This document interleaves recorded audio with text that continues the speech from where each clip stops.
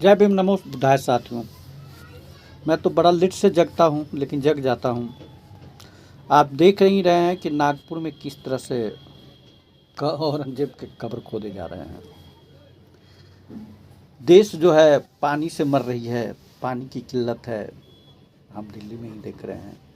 देश में बेरोजगारी की बहुत ज़्यादा समस्या है, देश में महंगाई की समस्या है, देश में स्थिति इतनी खराब हो चुकी है कि लोग जो है एक दूसरे को कत्ल करने पर तैयार हों। सबसे ज़्यादा बलात्कार हो रही है, ये देश की सच्चाई है।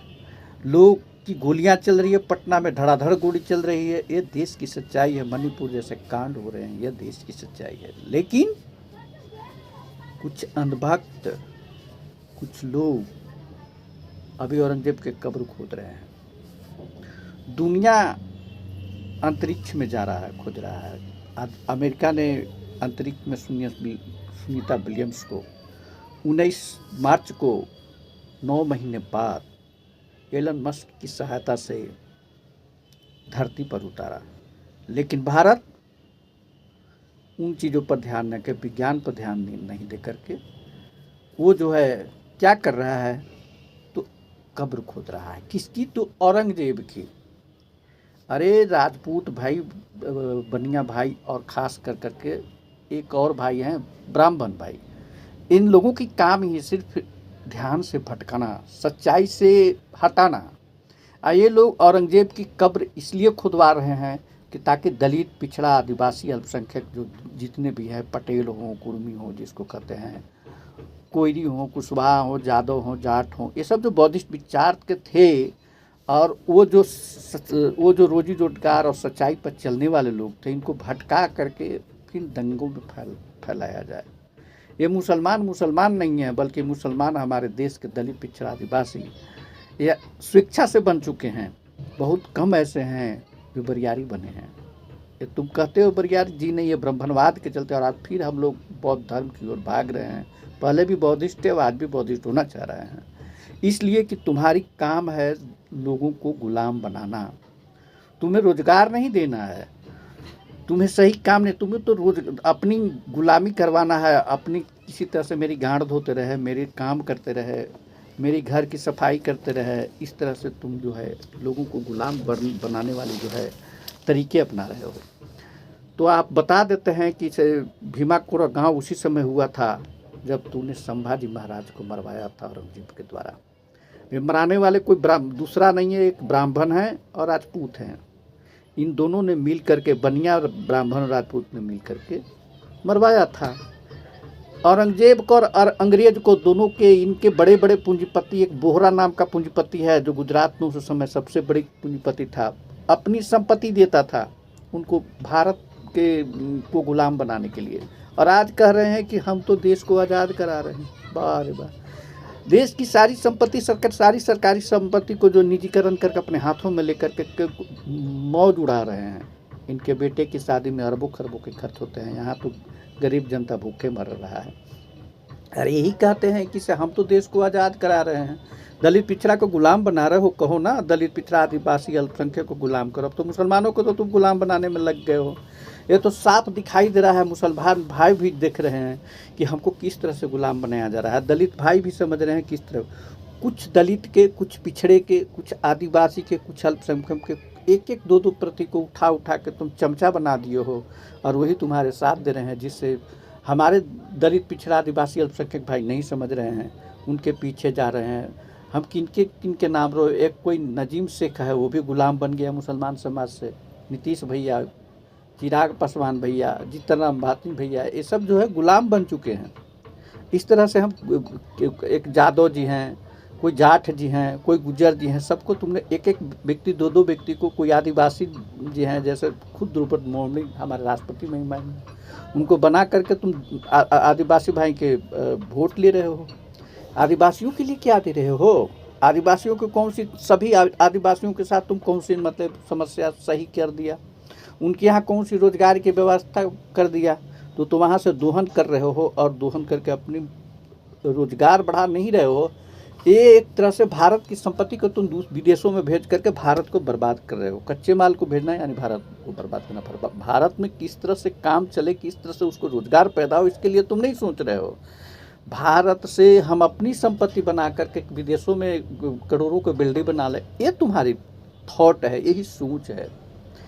और तुम जो आज जो है लगातार कह रहे हो कि वो औरंगजेब, वो औरंगजेब। अरे औरंगजेब को तो शिवाजी द्वितीय ने मारा था, तूने थोड़े मारा था। वहाँ दलित, पिछड़े, आदिवासी, अल्पसंख्यक, महार जाति का 500 महार जातियों का संगठन बनाया था। तुम ब्राह्मण उसके साथ थे और तुमसे वो लड़ कर करके संभाजी महाराज को बचाया।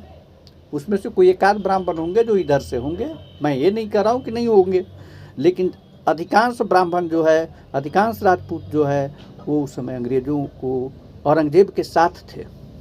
और इन्हीं की वजह से भारत गुलाम भी हुआ। ये इतनी जातियों में बांट दिए कि अशोक का भारत नहीं रहा। अशोक के समय तो किसी विदेशियों का हिम्मत नहीं होती है भारत की झांकने की।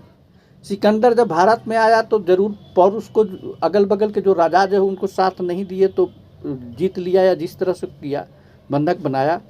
बट जैसे ही उसने मगध प्रमंडल की ओर घूमना चाहा तो धनानंद के सामने उसकी हैसियत नहीं हुई चूँकि आगे बढ़ सके।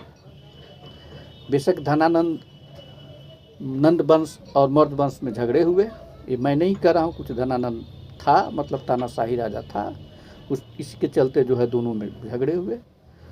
लेकिन रियलिटी बात ये है कि भारत में ऐसे शख्स थे उस समय, ऐसे राजा थे जिनके चलते विदेशों की आंख नहीं उठती थी आए। लेकिन तुम जब पृथ्वीराज चौहान तक आते आते तुमने क्या कर दिया, भारत को सत्यानाश कर दिया।